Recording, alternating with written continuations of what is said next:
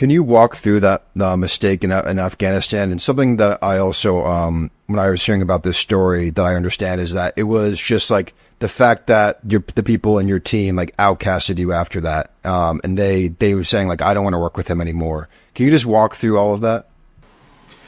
Yeah, special operations. I mean, some of the military, unfortunately, if they have bad leadership, they just have to deal with the bad leadership. One of the great things about special operations, at least on a lower tactical level, we have a few officers, and then the majority of our guys are enlisted guys. Enlisted guys being our pipe hitters. Officers still operate with them, but obviously we're making some of the calls, and then you have some of the senior enlisted. It's kind of a joint relationship there. But one of the good things is that if an officer or even a senior enlisted leader is making poor decisions that the guys feel like, hey, you're going to get us killed, or you're dangerous, or you're a liability, they can lobby together and go to the leadership and say, get rid of this guy. That's kind of what happened to me after I'd made those mistakes. And I'm very fortunate. My commanding officer really went against some of the guys who said, hey, get rid of this guy, he's dangerous. But thankfully, he believed in me and said, hey, I think this guy's got potential. I think we need to humble him. And he gave me a second chance. And I had to rebuild myself. It was a very difficult process. We're a hard community. We don't tolerate failure or screwing up very well. And I know other guys that have screwed up and left just because the cold shoulder they got and the difficulty in trying to win back the trust of the individuals that you broke that trust with. It took me about 2 years to earn back that trust. And man, it was a grind. It was day in, day out, just focusing on, hey, I'm showing up to be the best version of myself. When it's time for me to lead, I'm going to step up and lead. If it's time for me to follow, I'm going to be ready to follow. I'm going to make sure that, I'm always dialed in and ready to go.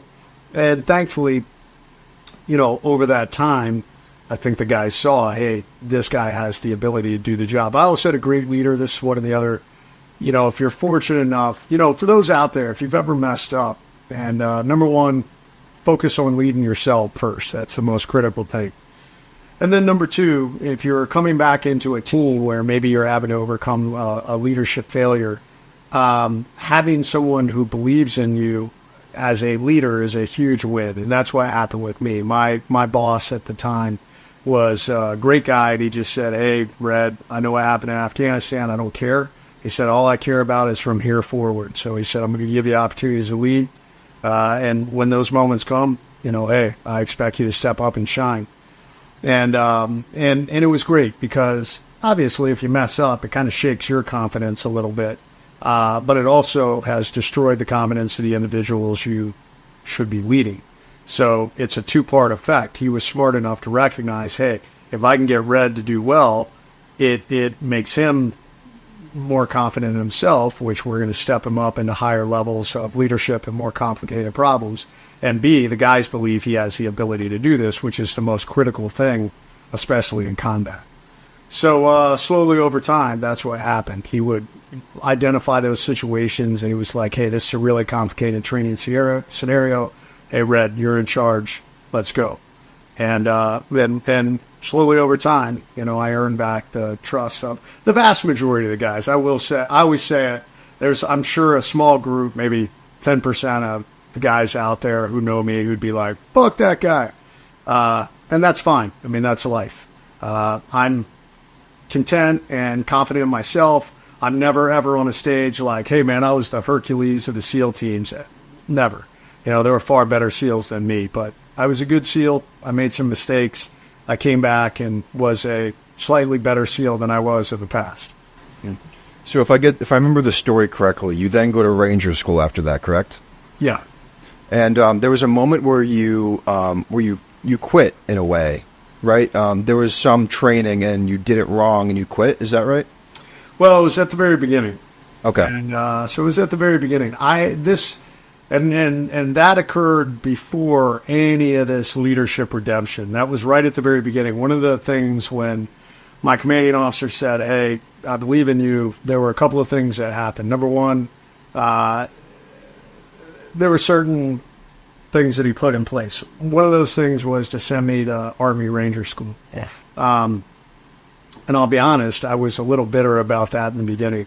And I showed up with a chip on my shoulder and a bad attitude. I failed one of the first evolutions on day 3 of Ranger School, the land navigation course. Not intentionally, but in some ways a little bit of my own doing. And when that occurred, when I checked in to the event, I knew I had failed. And the Ranger instructors, there's a friendly and sometimes not so friendly rivalry between the SEALs and the Rangers. I was the only SEAL in the class.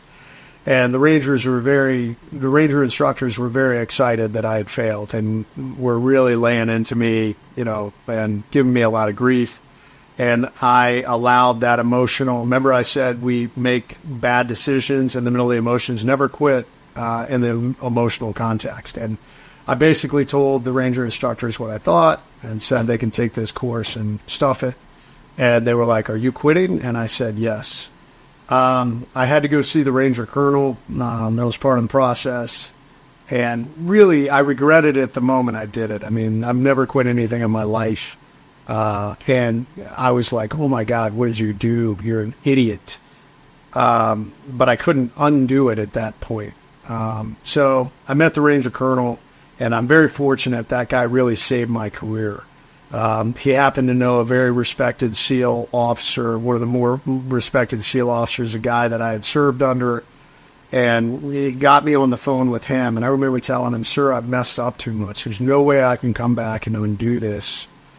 Nobody's ever going to follow me again after this final mistake." And he said, "Red, people will follow you if you give them a reason to." He said, "Go crush Ranger School and come back and give the guys a reason to follow you." And that really is the baseline of much of the structure that I teach others when I come into companies and speak on these things. I call it the learn to lead methodology.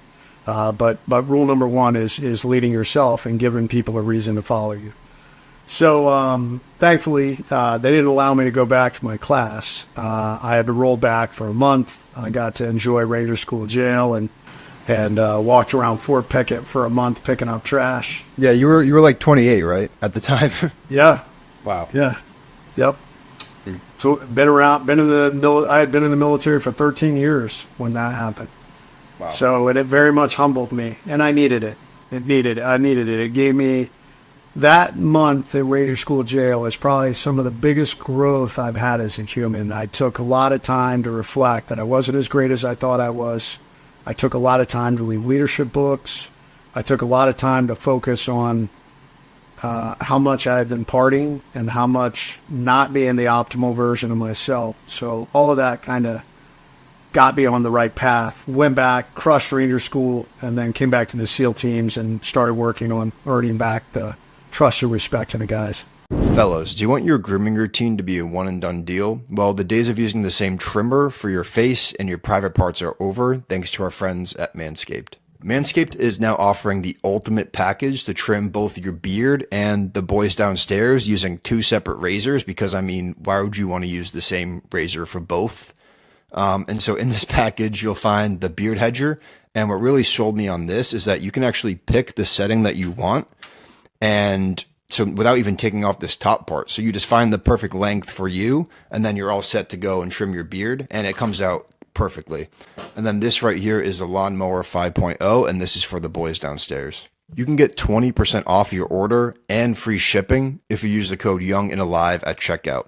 Again, if you use the code Young and Alive at checkout, not only do you get 20% off, you also get free shipping on your order. Thank you to Manscaped for sponsoring today's video.